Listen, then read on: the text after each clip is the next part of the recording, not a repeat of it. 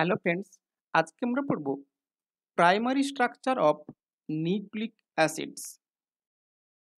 আমরা জানি nucleic acid হচ্ছে কি একটা পলিমার।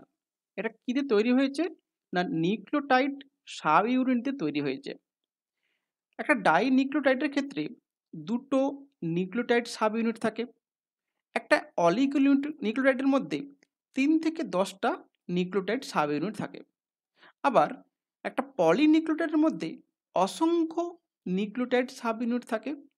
আর এই ডিএনএ এবং আরএনএ এরা সবাই হচ্ছে পলিনিউক্লিওটাইড, অর্থাৎ পলিমার অফ নিউক্লিওটাইড।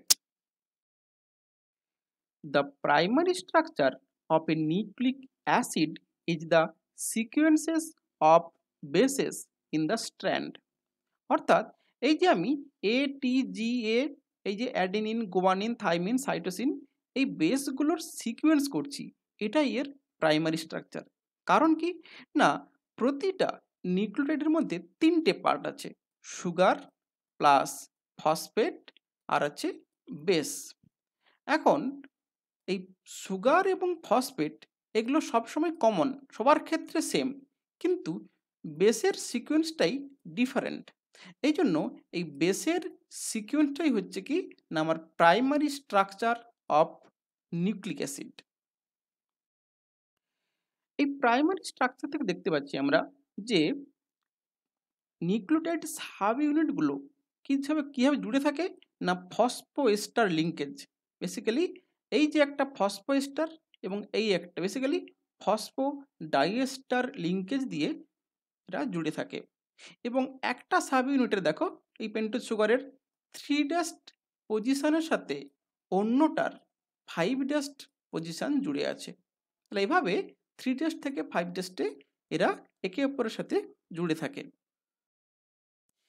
এইভাবে 3' থেকে 5' জুড়ে থাকার ফলে আমরা কি পাই না, আমরা পাই a long unbranched chain with a backbone of sugar and phosphate. আমরা একটা লম্বা একটা কোনো ব্রাঞ্চিং ছাড়াই স্ট্রেট একটা স্ট্র্যান্ড পাই।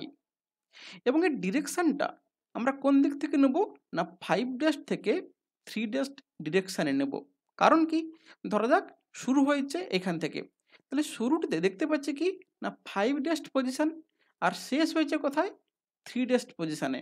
তাহলে এই যে 5' থেকে শুরু হয়ে 3' ডিরেকশানে এসছে, এই চেনের গ্রোথটা হচ্ছে। এই জন্য বেসের সিকোয়েন্সটাও আমরা কিন্তু 5' থেকে 3' ডিরেকশানে কাউন্ট করে সেটাকেই আমরা প্রাইমারি স্ট্রাকচার বলবো। The base sequence along the chain of A DNA is the primary structure. ধরা যাক এই যে 5' থেকে 3' ডিরেকশানে সুগার এবং ফসফেট হচ্ছে প্রতিটাতেই সেম, কমন। পার্থক্য কি না, শুধু বেসগুলো পার্থক্য। তাহলে এদের এই চেনটার প্রাইমারি স্ট্রাকচার কি হবে না, প্রথমে এই যে অ্যাডিনিন আছে, প্রথমে হবে এ, তারপরে দেখো থাইমিন আছে, তাহলে তারপরে আসবে টি, এরপরে দেখো গোয়ানিন আছে জি, আবার সাইটোসিন আছে সি। তাহলে এই যে ATGC অর্থাৎ 5' থেকে 3' ডিরেকশানে এই সিকোয়েন্সটাই হবে এদের প্রাইমারি স্ট্রাকচার। এটুকুই। Thank you.